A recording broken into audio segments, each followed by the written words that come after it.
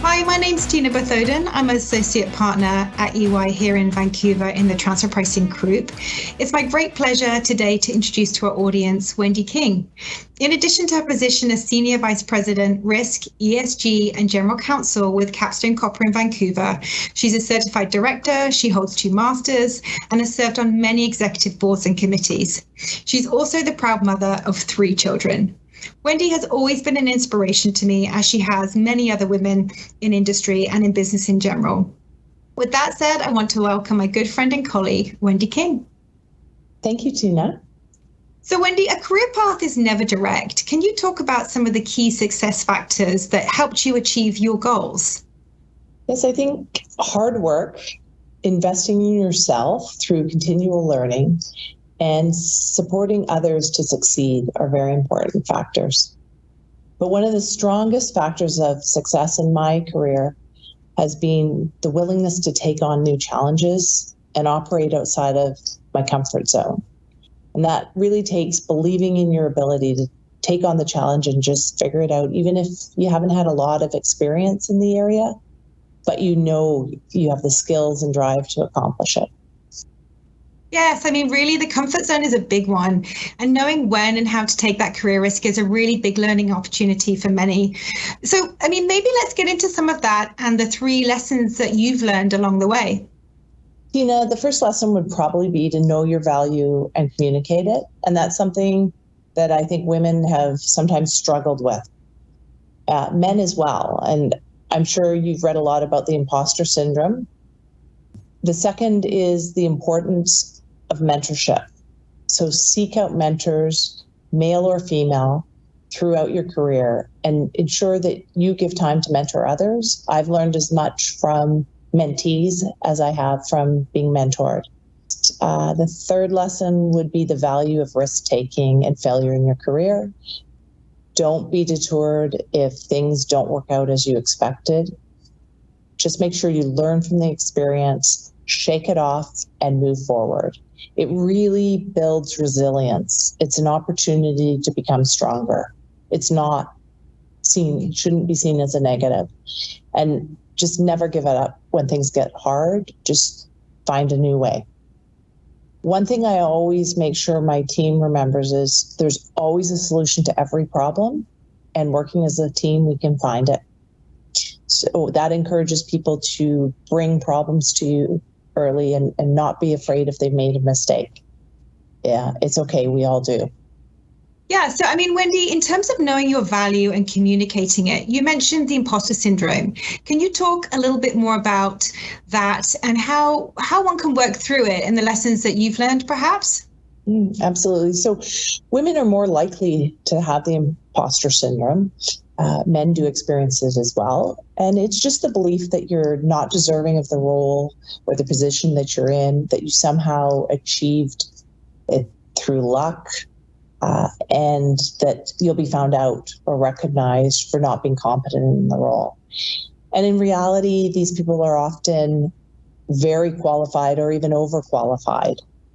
And it's just a perception of fear that they have. And so really understanding and recognizing that and knowing your skills and the value that you bring and ensuring that you communicate it in the way that you speak about yourself and the way that you communicate your ideas is very important, because otherwise others may perceive you as you perceive yourself when it's not reality.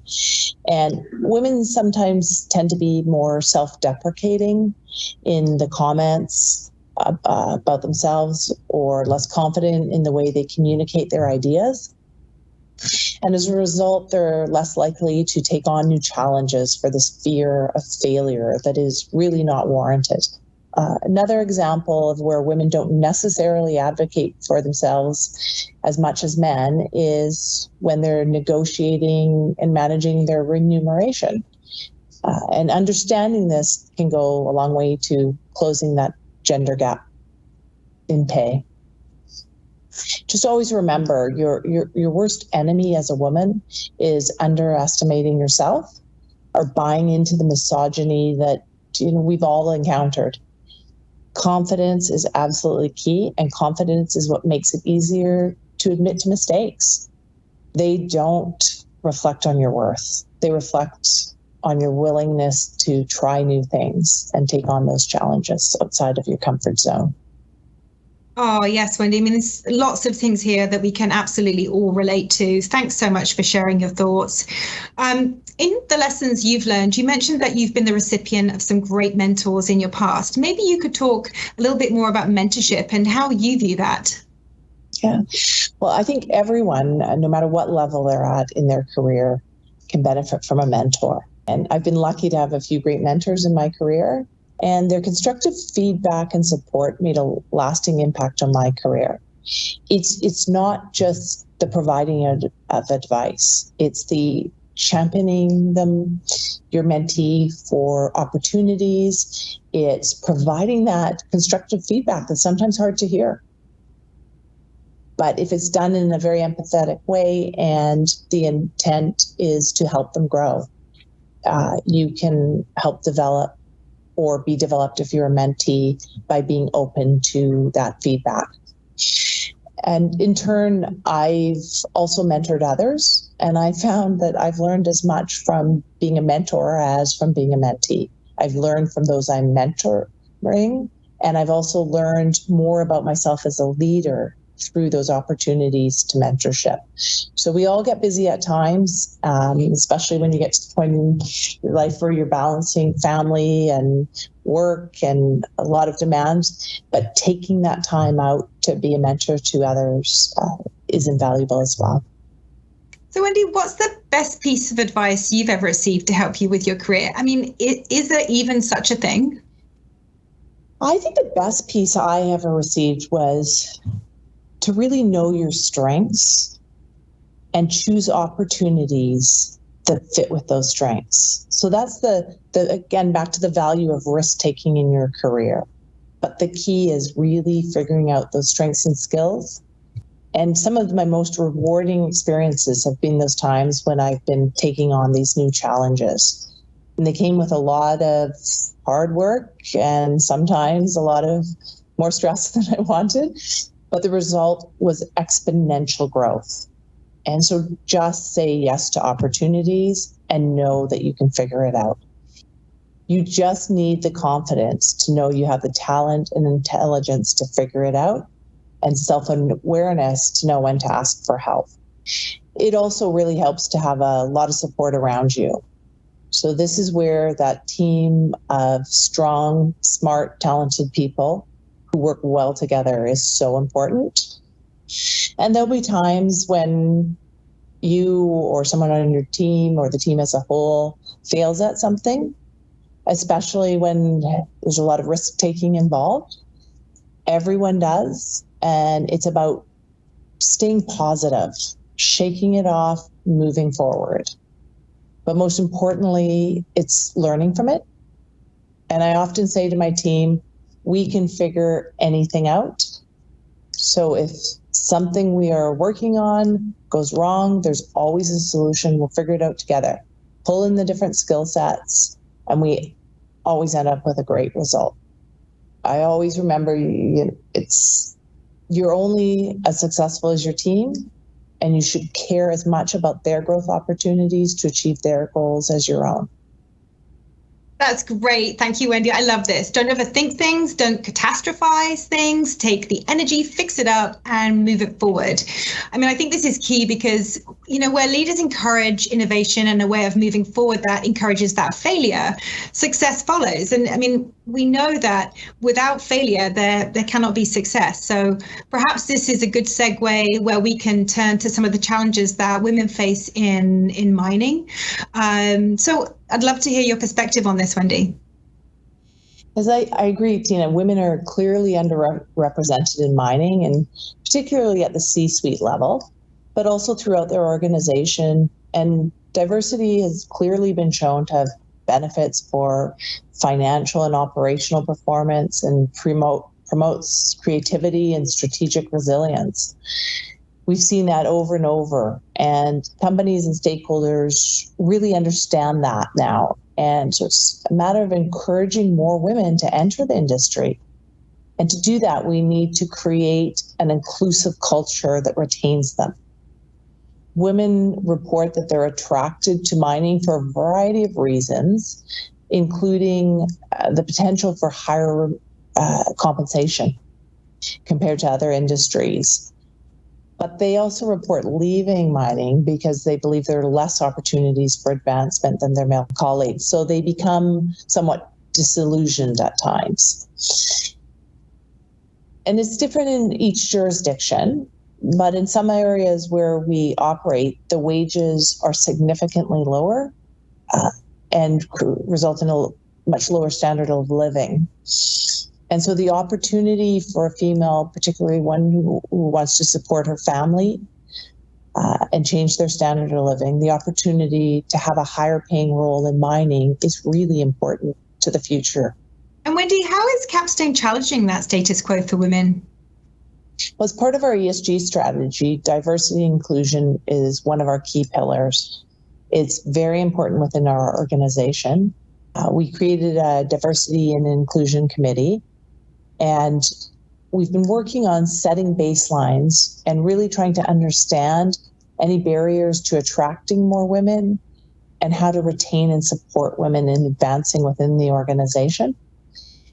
We're doing some of that through a number of apprenticeship programs that we have at some of our sites, but we're also reaching out and speaking with women. We have throughout the organization and in different countries at all levels, and taking the time to understand their experiences and any challenges they may have or barriers they perceive to moving forward and advancing within the organization. And it's helping us to develop the strategies around our goals and targets that we will eventually set in this area. A little off script here, Wendy, but in terms of Capstone's opportunities for women as they advance in their careers, you mentioned that you've got some programs that you've started to work on. Do you have a timeline as to when your plans will be developed further? Are we looking sort of like 3 to 5 years out, or is it something much larger than that? The plan is for a much shorter time frame in terms of establishing the initiatives. But as I said, it does take time to really understand the environment and what some of those challenges are and what initiatives are going to be the most successful in the long term of attracting and retaining women. And it's going to be different. It may be different depending on the jurisdiction and the location. At some of our mine sites, we have fly in, fly out. So you're living at the site for a week or 2 weeks at a time. And so those challenges and environment and the initiatives that are required may be very different than other locations. And the same with corporate and corporate roles. We want to take the time to really understand the best way to create that or ensure we have a strong, inclusive culture. Because attracting women, if you don't have that inclusive culture, you're not necessarily going to retain them. But as I said, the initiatives we're starting, and really, we've already started them, but really getting a sense of what will be the most impactful is what we're focused on right now. So my last question for you, Wendy, is around innovation. And I mean, obviously, ESG is an important aspect of working in mining. What role do you think women have in relation to innovation and enabling its success? Yeah, that's a great question. This is a great opportunity to attract more women to mining. Women tend to be more likely to be qualified in fields such as environmental sciences, natural and physical sciences like geology, environmental engineering and natural conservation, such as biodiversity, which is one of our pillars for ESG, and particularly strong also in community relations. So these areas are extremely important for continuing social licenses to operate for mining companies. It's interesting too, because studies have shown that women tend to be better operators of heavy equipment. They operate more safely, and you end up with less injuries and less damage to equipment. So it really is a benefit to all to have more women attracted to those roles. I know I said that was the last question before, but I'm curious, if you had to give some advice to younger Wendy self, what advice would you give to her? Be confident in your skill set and your ability. Know your value early on and take on those challenges. Always look to do the right thing. There are times you'll be tested in your career, and always live by that. Every day, ensure that you're giving value to your organization, and always work well with others. I think one of the key to success is having that empathy in not only leadership, but also in how you interact with others. Wendy, thank you so much for sharing your perspectives and insights today. It's really been a pleasure having you on our series. Thank you very much. Great. Thank you, Tina.